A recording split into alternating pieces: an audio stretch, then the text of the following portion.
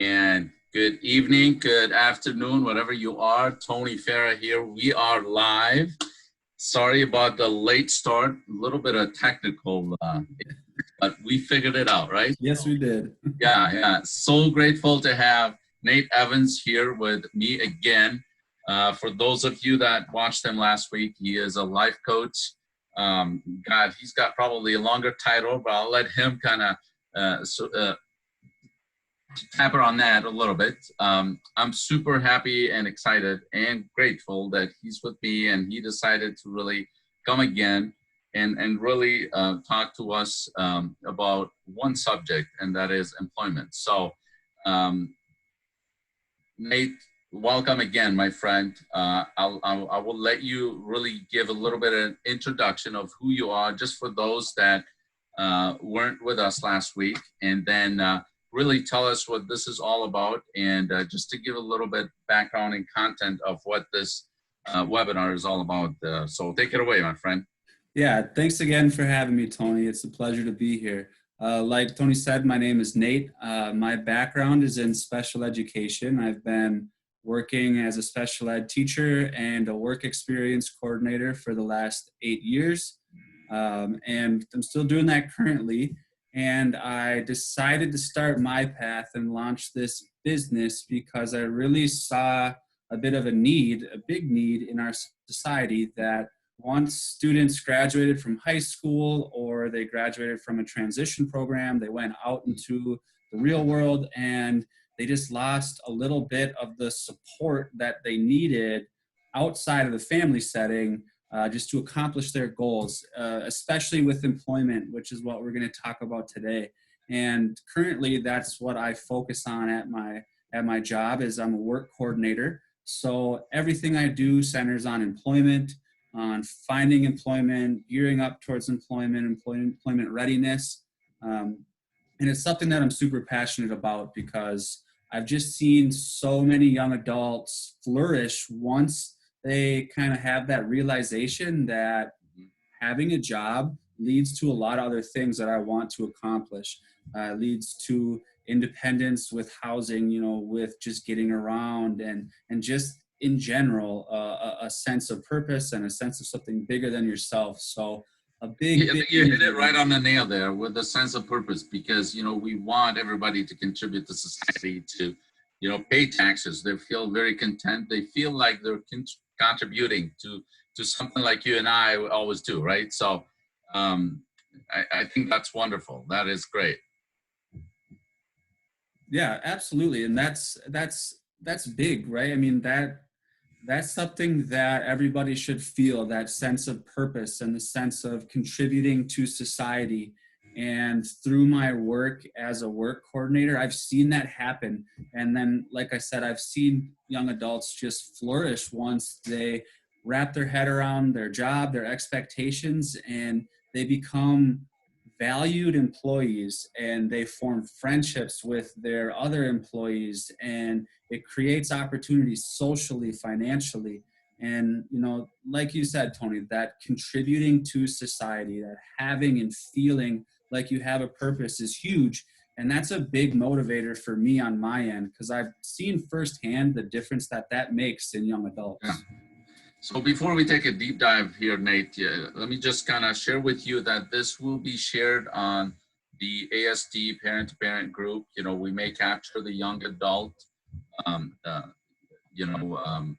of like that age group, and their parents, and then they may be looking for some inside information. So, and then it will be also pasted on the group for Lionsgate Academy. As well, because there is a large group that may benefit from really listening to this and taking notes. And as always, folks, I'll share the link for the mymenpath.com. Is that correct? mypathmn.com. Yep. mypathmn.com. I flipped the words, but mypathmn.com. I'll share the screen as well at the end for ways to get hold of Nate and take it from there. But so to set the stage, we're talking employment, but employment is huge, right? For anybody that's coming out of this. When we get out of this coronavirus, Yes, yes. I feel like it's coming in stages. People are going to be looking for jobs. We're not talking about the whole population. We're talking about young adults with challenges with disabilities. So first and foremost, talk to us about resume building, right? That's kind of like has to be a top priority. Yeah, absolutely. When I have any young adult or young child come to me and say I'm looking for a job, that's the first place we always start. Is well, let's make sure that your resume is in order, and just going through it piece by piece and making sure that everything looks perfect and everything is a good reflection of the individual.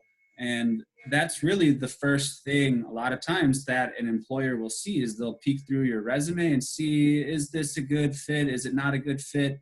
That oftentimes is the first impression that an employer makes of a candidate, and then from there proceeds. But we really want to make sure that that resume is in tip-top shape. It looks good, it's well crafted, it's well thought out. And the process of going through the resume actually prepares you for applying for jobs and kind of makes you think, well, what are my strengths? What am I good at? What experiences have I had in life and school that apply to this job that I'm interested in? So having a resume up to date and keeping it up to date is huge. And it's the first step in finding a job. What your 2 cents on e-learning right now? And these young adults have had the experience on camera and really connecting with their teachers back and forth. What are your 2 cents on maybe doing a video presentation, to complement the resume? Does that set people apart based on your experience? Absolutely. That's something that's actually a bit of a trend right now is doing a video resume, especially for young adults with disabilities. Um, that really gives the employer an opportunity to see the individual in action to Mhm. get a better picture of who they are. So that is something that's happening more and more, and I suspect it to happen more and more. Everything is going to be more virtual after all of this is done. But a virtual resume, a little video blurb kind of explaining yourself and introducing yourself is huge. It puts a face to the name. It's not just a piece of paper. Now you're looking at somebody and you're seeing them talk. It's almost like you're interacting with them. So that's something that is becoming more and more prevalent. Yeah, that's awesome. That's awesome. That's great. So time wise, as far as it all depends per candidate. Obviously, to build a resume, it could be done in a day. It could take a week, right? So, and then you mentioned something about okay, so once they have their resumes, then you sit down and you explore different careers based on their skills, based on their needs, based on their capabilities, abilities, and so forth. Yep, Do absolutely. that. Okay. And that process can be extensive, or someone can know exactly what they're interested in, but finding a job, finding a career field, a career path that fits your abilities is huge. You don't ever want to just plug someone into a job and say, hey, let's just find anything, because it probably isn't going to be a very good experience if it doesn't align with their strengths and what they can do. Yeah. And you don't want to have your first job experience or your second job experience, any early job experience be a negative, because then that's going to make future job experiences more difficult, because you're going to base it on that negative experience that you have. It's going to bring up more anxiety. It's going to bring up more nerves. So the process of really diving into a job and then also really looking within yourself as an individual and then finding, what is it that I am really good at? What are my strengths? And then how can we apply those strengths to job expectations where those strengths will bring out the best of you? And also look at, well, what am I not as good at? What do I struggle with? And let's make sure that we don't find a job where that's going to be a major aspect of what you're doing on a day-to-day basis. All right. That's good to hear and good to learn about. Obviously, it's all going to be job specifics and specific to the individual. Obviously, so um, if as a parent, I'm like thinking, okay, what could be a potential job for my son, for example? Hmm. Let's just assume that my son is 19. He's got Asperger's, and he's got some challenges. What could be a potential? Just can you run like a couple examples? Yeah, absolutely. A lot of times, what I've found is with young adults with autism, they thrive on routine. And if you can find a job that's big on routine and everything is kind of predictable and everything is laid out in front of you, then that's when they really take off. And when I go and I talk to managers at businesses, I'll say, I'm confident that once this individual wraps their head around their expectations and they understand their expectations, they're going to take off and they're going to be so focused and want to complete the task that they're going to be a great employee. So jobs like that, there's a wide array, but some jobs, on more entry level would be like stocking, working in a Right. back room, merchandising, sorting different things, placing things on, out on showrooms, all the way up to like manufacturing jobs where you have your machine or your uh, whatever you're working on, and that's what you do. And then once you get it and once you understand it, you just keep doing it and you get better and better and better at it. And especially in industry like manufacturing, I mean, around Minnesota and around the area, the suburbs here, like, there are so many manufacturing plants and they're manufacturing all sorts of different goods. So you look at an industry like that, and there are all these different jobs that you could do where they're a little bit different, but a common theme is that usually you're kind of doing your thing. Yeah. You're on your own and you're doing the same thing, not necessarily the exact same thing over and over, but you're kind of doing the same process over and over. And man, once you get it and it clicks, then you can just take off and then you go. And they excel. Yeah, absolutely. Yeah. So how do you? So you've got them through the resume building, and you've sat down with them, and through a career exploration, and now you come down to the nitty and gritty of it, and that is the interview process, right? So Yes. how is it? Especially now, let's just assume somebody calls you and say, "Hey, I'm looking for a job. I got my resume, but I need help with interviews." Do you do it? You role play, video, in person? How is that done with somebody with challenges? I mean, it can be all the above. The first thing that I like to do is I like to look at, well, what are the common interview questions? What's your greatest strength? What's your greatest weakness? Tell me about a time you handled a conflict. There's interview questions that are pretty commonly asked, and the first thing we do is we dive into them. We say, all right, well, what would be a really good way to answer this? What wouldn't be as good of a way to answer this? And the first step is just understanding the question. What are they looking for? What would be a really good answer? What would be not as good of an Mhm. answer? From there, you start just by writing out what your answer would be. Get it in your head. I think we all have seen, once you write something down, it clicks a little bit more. It sticks in your brain. And once So, you read like, it over and over again, it's even, yep, yeah, it write goes down even those deeper. Yeah. answers and then kind of comb through them and say, Yeah. let's expand on this a little bit. Let's not say this, let's really perfect that answer.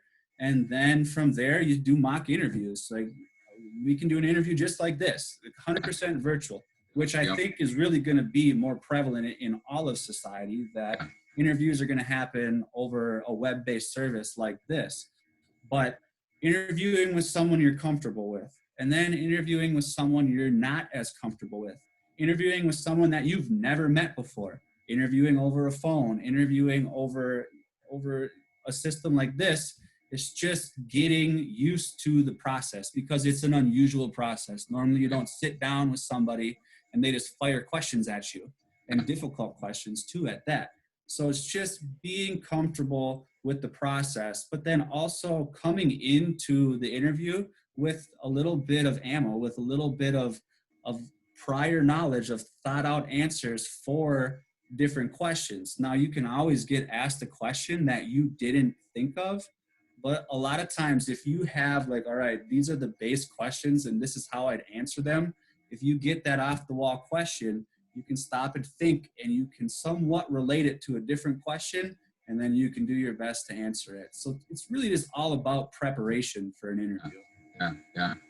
That's awesome. I think you covered a lot on one subject, and I'm sure there's a lot of different questions. Hopefully, folks who are watching are uh, thinking deeper and maybe writing some questions. We definitely want their comments, and because every case is different, every case is unique, and we understand that. So if you're at it, jot down any questions, share it with someone that might really find this useful as well. Again, Nate Evans here. You can find him at mypathmn.com. Yeah. And let me just share the screen real quick to this is your website right here. Again, it's mypathmn.com. That's Nate right here. And all kinds of different services that he offers. So grateful that he was able to be with us today and share a little bit, maybe one topic, one subject, on everything that you get to work with these young adults with disabilities. So any other last a couple minutes thoughts, anything you want to add? Yeah, if people have questions, please reach out to me. I will always offer a free initial consultation just to get your questions answered. This isn't something that's super prevalent in our Yeah. society right now, but I want it to be. I want coaching and guidance and support to be more of the norm for everybody. But for me specifically, what I'm passionate about is helping young adults with disabilities accomplish their goals and just continue to feel the progress and feel the support that's needed to accomplish your goals. So ask me questions, schedule that initial consultation, and you can learn more about what I can do in terms of employment, but also what I can do in terms of independent living and life coaching in general, because there is a lot, and that's all detailed on the website as well. Hey, you and I both know we're gonna get out of this. And for the viewers, I have not met Nate yet, but I got to know him more via the screen right here. So don't be afraid to reach out. He's a super cool guy. I told him first drink is on me when we get out of this. So hopefully the restaurants will open soon so we can support our local restaurants and businesses as well. Nate, thank you again, my friend. I totally appreciate it. Again, thank you so much for tuning in. Please share it, like it, comment, heart it, put a puzzle piece in the back, Yes. right? But just shoot us some questions. We're here for you, and just stay positive. We'll get out of this hopefully soon. Until the next one, I hope to see you soon. Stay safe, stay healthy with you and your loved ones. Take care, everyone. Thank you.